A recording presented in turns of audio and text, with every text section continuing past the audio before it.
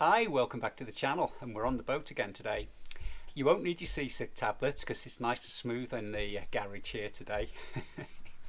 What I'm going to be talking about today in this video is all going to be about boat safety kit. At this time of the year I tend to have a little look through and just check everything over, see if anything's gone out of date, see if the cylinders in the life jackets have gone rusty, that sort of thing. So that's what I thought I'd bring you along to have a look at and see if we can share a few things and help you to stay safe on the boat. Talking about staying safe, the next bit of the video needs a different hat. I don't know if you know or not, but the lifeboat service started in 1824. So it's their 200th year. And I'd like to do something about that to help celebrate and help raise some funds for them. So I've got something that I'd like some help with. What I'd like to do, I've got the channel now has got over 1,000 subscribers, and I'm able to what they call monetize the channel. So YouTube, to pay for their servers and things, put adverts before and after your content. And by monetizing, it means that the channel gets a very small amount of the advertising revenue. I want to use that advertising revenue from this video to give it to the RNLI, and that's where you come in to help me a bit. I'm going to do something that I don't normally do, which is to allow YouTube to put adverts in the middle of the video. I don't really like that because it's a bit distracting. But for this video, and I hope you forgive me, but for this video, to try to raise more money, I'm going to allow them to put some adverts in the middle of the content. How can you help me? Well, it would be brilliant if you give the content a thumbs up, if you like it, of course. Also, you'll notice that you can put a comment in, even if you just put a thumbs up in the comments or just one word to say thanks, anything. The more you comment, the more you put a thumbs up, the more YouTube will share it, and the more revenue we'll be able to generate to give to the RNLI. The other thing is, underneath the little video you'll see there's an arrow, and you can share the video. And it'd be brilliant if you shared it with your friends. If you got on social media and stuff, which I don't do, but if you get on social media and you want to share it on there, the more views we get, the better. And it will bring in, hopefully, some revenue, and we can give it to the RNLI. Now, there's one more thing that we can do as well, and that is, I've never asked on any of my videos before to ask people to subscribe and hit the notification bell. I know you can do that anyway, so you don't need me to be asking you all the time. But as an exception to the rule, on this video I'm going to say, look, if you like my channel, if you like what you see, and if you want to support the RNLI, do consider clicking the subscribe button, and it'd be really appreciated. Now, I don't know about you, but I find that word subscribe a bit of an odd one. Maybe it should be follow. Subscribe to me tends to imply that you're paying something. And you're not. If you just hit subscribe, you're just following. It doesn't cost you anything. So all of the things that I've suggested we do to try to get the maximum number of views on this video don't cost you anything. It'll all be from the advertisers, and the generating of some funds that way. Whatever money I can raise for the RNLI through this video, I'm also going to stick £50 into it. So we're starting off with an opening balance of £50. And what I thought we'd do is we'll wait until the end of the year. When I do a roundup video, we'll come back and I'll tell you how much we've managed to get for the RNLI. And hopefully we could do something with the RNLI, maybe go and present them a cheque, and you can see the cheque being handed over, so you'll see where the money's gone. So that's the plan. It's the RNLI 200th year, and I think, you know, they do so much to keep us safe. These volunteers, the crews, go out in some wicked weather. You wouldn't want to go out in that, and they go out to help and to save people. So credit to them. Thank you very much for doing that. And if I can play a small part, if we can play a small part, just raising a little bit of money for the RNLI, then I think that's great. Another thing that you might want to do, if you look at the side of my boat, I've got a big sticker on the side here, and that's because I'm a member or supporter of the RNLI. Membership starts at something like about £3 a month. All of those funds go straight to the RNLI. So £3 a month, it could be just a coffee or two. Do consider it. If you're not actually a member or supporter of the RNLI, do think about supporting. Little D's a supporter as well. Look at her, eh? So if she can do it, you can. Okay, so enough of that. Let's get into the video about safety kit on the boat. So in terms of safety kit, the first thing to do is avoid getting into trouble in the first place. So even before you set off, it's best to check the weather, do some planning, do your passage planning, make sure where you're going, what the weather's going to be like when you're there. I know best laid plans can sometimes go awry, but it does actually mean that you're not going to be going out and putting yourself in danger unnecessarily. So do think about the passage planning, what you're going to do, where you're going to go, what kit you're going to need. You may need more anchor line, you may need more stuff. Have all of that in mind before you even untie the boat from the pontoon. The other things that you need is the good old life jacket. Now, anybody that comes on my boat, and if you look at the videos, anybody that's on the boat will be wearing a life jacket. End of, that's the rule. Even the dog has her buoyancy aid. And this is great because she's one of those camouflage colours, either in the woods or in the water. And the little buoyancy aid has got a big handle on the top, and that means I can fetch her out the water if she does jump in, although she's quite a bright old soul and doesn't leap off the side of the boat, so that's lucky. Back to the life jackets. You know, as soon as you put in a boat in the water, if you're getting it off the trailer, something like that, or you're just getting onto the boat on the side of the pontoon, make sure you got your life jacket on, and make sure you've got the crutch strap done up properly. Because if you don't, you go in the water and the life jacket zooms straight off the top of your head and it's next to no good. Make sure it's fitted and you've got all the straps done up properly. These ones are made by Ocean Safety, these are, and they're really quite small. You put them on and I forget I've got them on. A good life jacket. Now what I wanted to do today was just have a little look inside here, because what's important is to make sure that this cylinder isn't all corroded here. We're in a saltwater environment, so I wash these off at the end of a trip, but just make sure that this isn't all gummed up, and that when you do have to pull this, I'm not doing it now, but if you do have to pull this and inflate the life jacket, that it's going to go off and inflate properly for you. So if you've got a life jacket, do check that and make sure that everything's as it should be and it's not all rusty and corroded up in there. So we've got a couple of life jackets. I tend to wear the blue one, just adjusted for me. This one tends to get for passengers, anyone else that comes on board. You'll also find somewhere on here on one of the labels, he says, this just tells you what weight this jacket will actually support, and this one's 150 newtons, so it's an adult jacket. I think you can get 170 newtons as well, so if you're a bigger build than me, you might want a life jacket that has got a bit more support in it. But also don't forget, if you've got kids on board, they need something a little bit smaller that actually fits them and again doesn't come off when they actually need it in the water.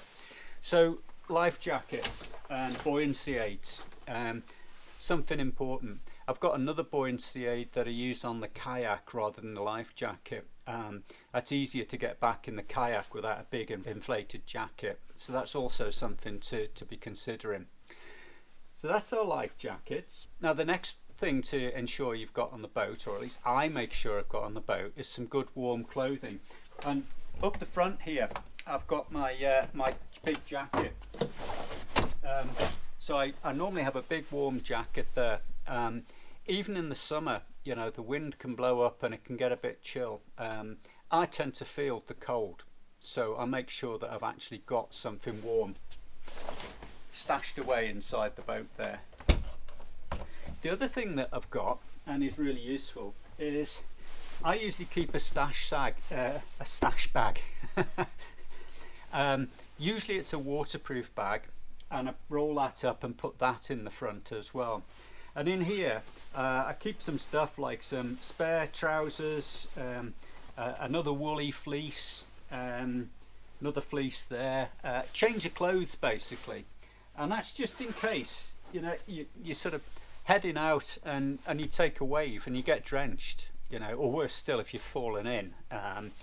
It just means that when you're out there, you're not getting really cold, hypothermic, your brain's not working.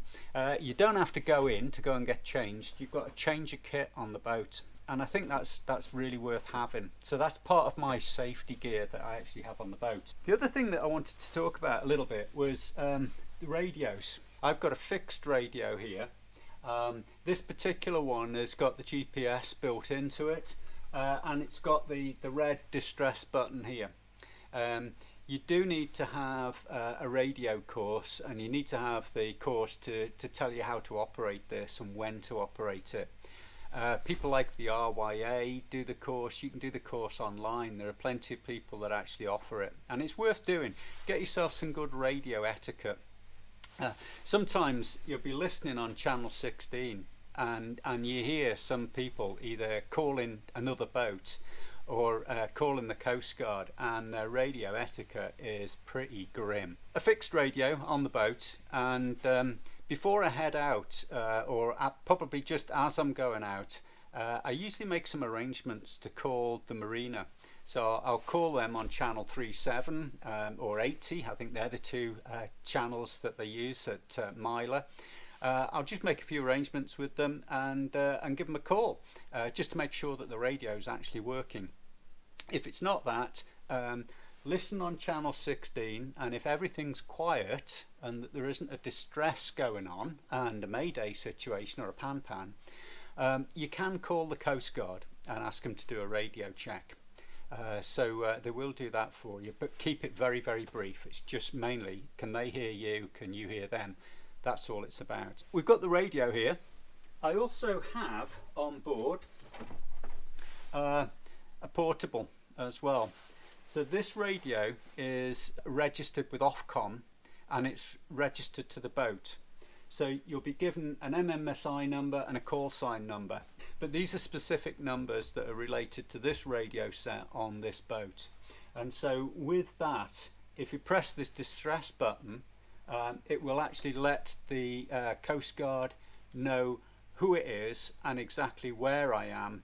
I've also got, as I say, the handheld. The handheld has got a portable license because I use that on my kayak. So I can use it on here as a portable, but it's also on the kayak as well. This, when I'm on the kayak, is clipped onto the life jacket. You'll see it actually stuck in the buoyancy aid, not the life jacket.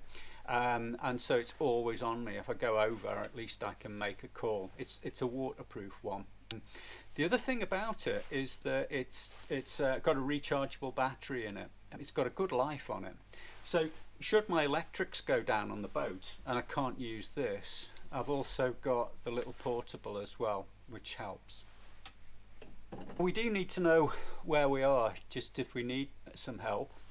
On my systems, I've got Navionics on the iPad here, which will give me a GPS lat long position.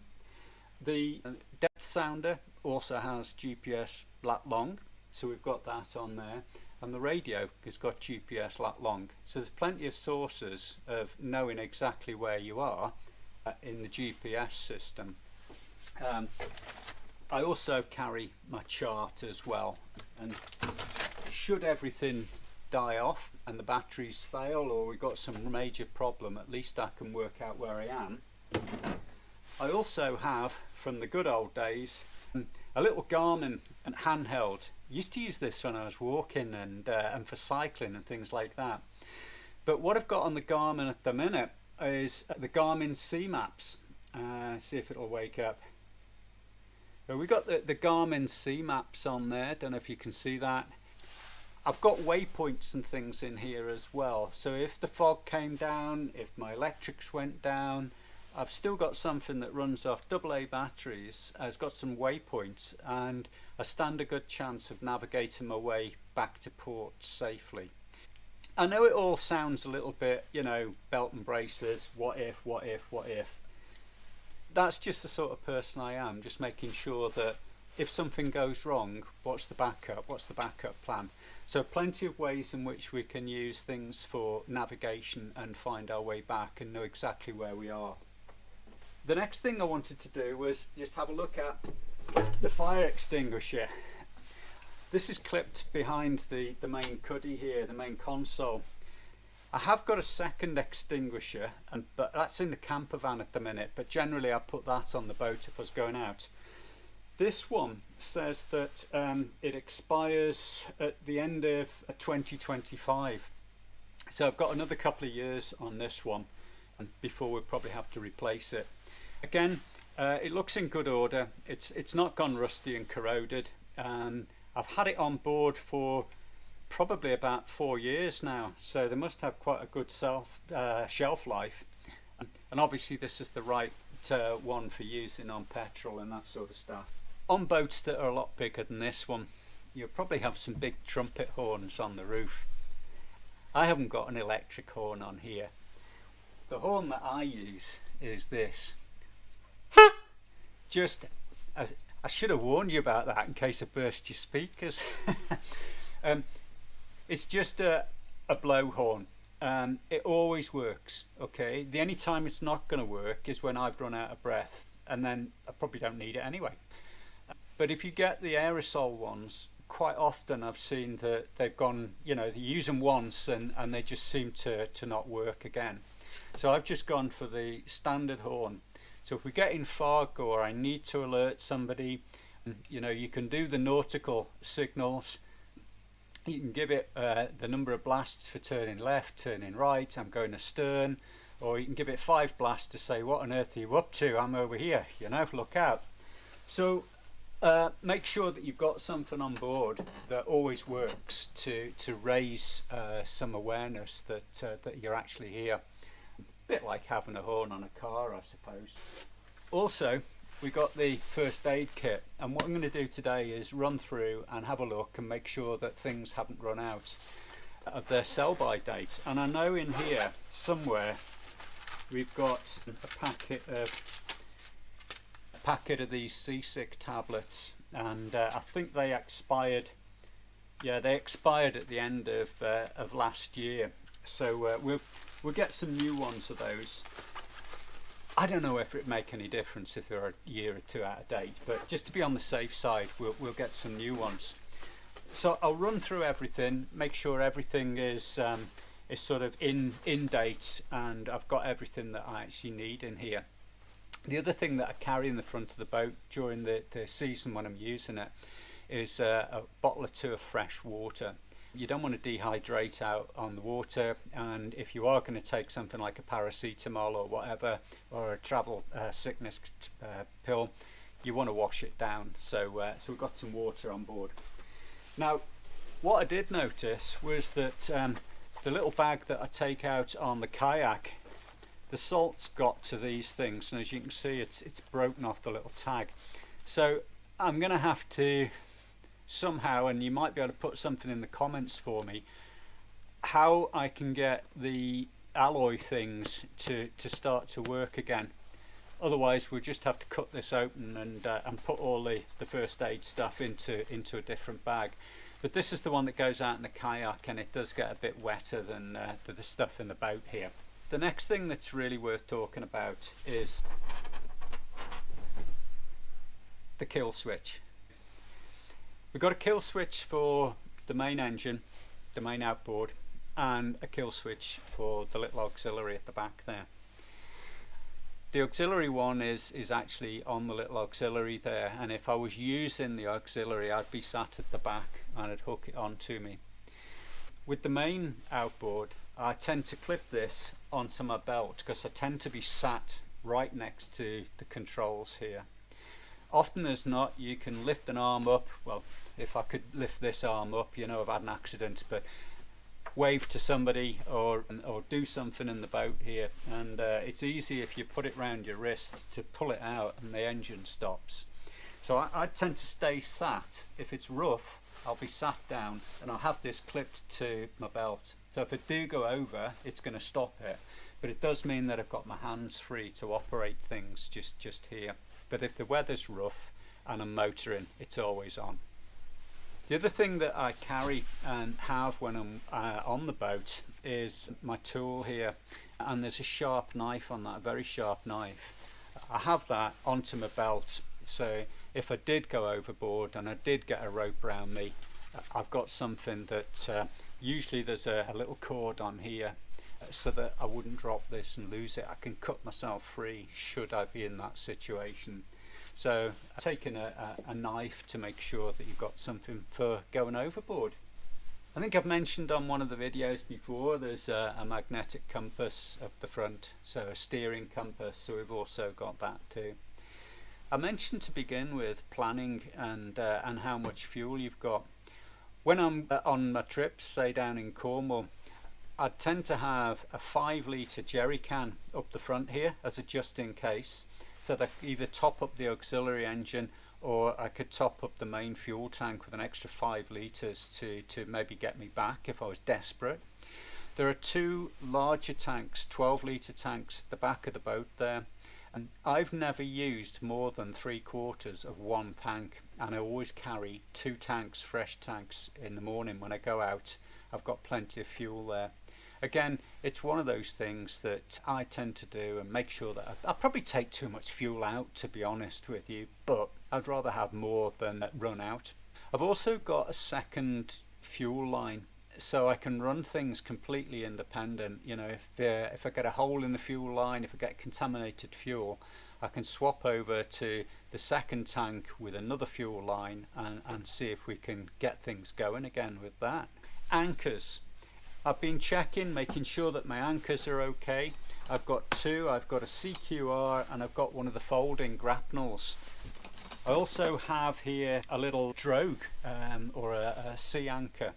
It's quite good if you want to control your drift, but it could be handy if you needed to just get the boat bows into the wind and the waves. If you were having a bit of a problem and you were somewhere too deep to anchor, it could slow you down a bit.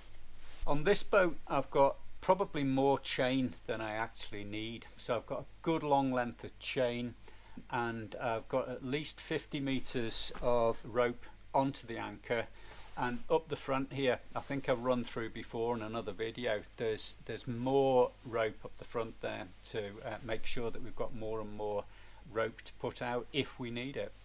Don't forget, your anchors are your handbrake. They're the only thing that are going to keep you off the rocks. So if the engine fails, get your anchor down, and then at least you're pinned to the bottom and you can make some sort of decision about what you're actually going to do to either fix it or whether you need to call for help and assistance. At the front of the boat in the cupboard, I also carry a big spotlight. It's got a halogen bulb in it. It runs off the auxiliary socket here on the boat. I also got a battery light as well, but I tend to use, if I need one, I tend to use this. It's got a number of modes on it, so it's got the flashy mode, it's got a very bright mode as well. I think it also does that SOS mode as well, so if you needed to attract attention you could do. Now at this point somebody's going to say, Phil, where's your flares pack? Well, I don't have one, and let me explain why. A flares pack lasts for about 3 years. I've had the boat for about 4 years. I don't go offshore. I don't use it an awful lot. I tend to go out in good weather. I tend to go out on nice weather days in good seas. So I rely on my radios and that sort of thing to be able to call for assistance if I need it. I don't go out at night, so I've made the decision that I'm not going to have flares. If I was going further offshore, I would definitely rethink. If I was planning to do a journey where I thought I might need flares, yes, I would probably buy some. But what I'm going to do this year and what I'm saving up for is a personal location beacon, like one of those EPIRB things. And what I want is to have that attached to me so I can use it on the life jacket on the boat, but I can also use it when I'm on my kayak. I'm pointing over there because the kayak's up in the roof of the garage. But I think flares on a kayak is not much good. But a PLB, one of these location beacons that automatically manages to catch the Coast Guard's attention, I think that would be much more useful for me than having some flares aboard. Controversial, you might say, Phil, you should have flares, but that's my choice, and that's why I don't have actual flares on board. If you look back on a couple of my videos, I also have the RYA safe tracks. That's on the phone here. And I would set that off and set a route plan up and a passage plan so that my wife knows where I am, when I'm due to get back, and if there's a problem she can start to raise awareness beforehand. But if you look back on the videos, there is one that actually just describes what RYA Safe Tracks is about. Now I'll put a link in the description below where you can find that. There's also a Navionics one as well, which is all a little bit about the how you can get weather whilst you're out at sea as well. Other bits of boat kit, I have plastic bailers on board for getting any water at the bottom of the boat. I've talked a little bit about the auxiliary engine. I've also got a pair of oars, and this boat has rowlocks, and yeah, I can sit in the middle and I can row the thing if I need to. So there's a little bit extra there if I actually need to. We've got a boat hook for picking up any moorings and things like that. So I think we're reasonably well set up. As I say, today what I wanted to do was make sure that things were in date and that I didn't have to buy new stuff like new fire extinguisher. There are one or two things in the first aid kit that I need to replace, so we'll sort that out. I do hope you can help me out with supporting the RNLI. I hope you found it useful, and if you have, hit the like, he says, yeah with a thumb, share, put a comment in, put a thumbs up in the comment, put a thanks, ask me a question in the comments, whatever.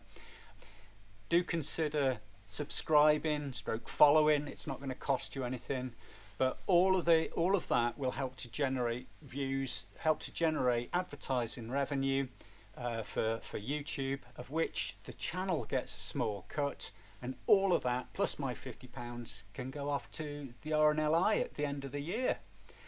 It may be something we do on an annual basis, so let's give it a try. Let's see what we can do, and help the RNLI in their 200th year. Fantastic. Hope to see you in the next video. It may well be another one on the boat because this arm's not working properly yet. Anyway, enough of that. Thanks for joining me today. See you later.